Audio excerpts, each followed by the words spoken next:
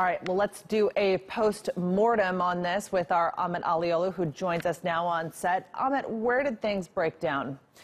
At the very beginning, Kilmeny, when the 31st of January in Sochi, all the parties agreed that they have this constitutional committee must be formed and a political solution will be offered on the table. But things were not kind of pragmatic on the ground. First, when they come to the choice of these members of the committee, they agreed on 3 different lists: the civil society, the regime and the opposition.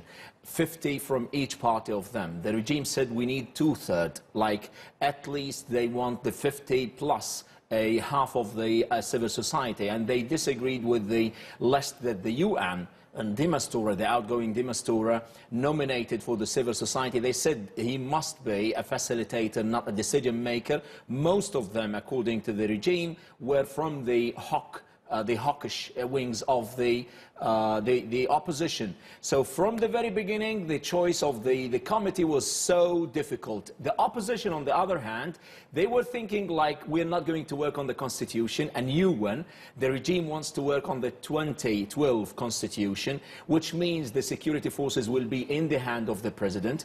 Another 2 terms for Bashar al-Assad, who is going to stay in power till 2035, which is something for the opposition doesn't make any sense, which is the crux of the whole revolution they started in 2011. That blew things up. In addition to the Putin kind of things, he wants a kind of a constitution tailor-made to his own liking. He wants to show that the diplomacy of Russia succeeded, unlike the occupation of Iraq 2003, the American version of Middle East policy.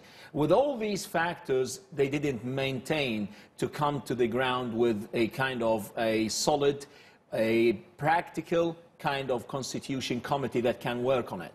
Well, exactly. And the opposition said, even going into these talks, that it was too soon to start thinking about a political solution in Syria. Both the opposition and the regime are not in a kind of conciliatory tone or mood. First, the regime has the upper hand now. They completely weakened in the past 10 months a kind of the stalemate, because the opposition doesn't have any strong cards to offer on the table to develop or enhance its own negotiation terms. They're in the weak kind of corner. On the other hand, you have the regime who wants to practice, empowered, emboldened by the military landslide kind of victory over the opposition. You have Turkey, on the other hand, reluctant to have the kind of YPG terrorist group that controls at least 30% of northern Syria, which means that the Turkish government is not willing to have them because they are offshoot to PKK terrorist organizations. So you do not have a kind of monolithic kind of opposition against the regime. The opposition is weak. The regime doesn't need any kind of this kind of reconciliatory. So you don't find any room to this kind of political movement to succeed.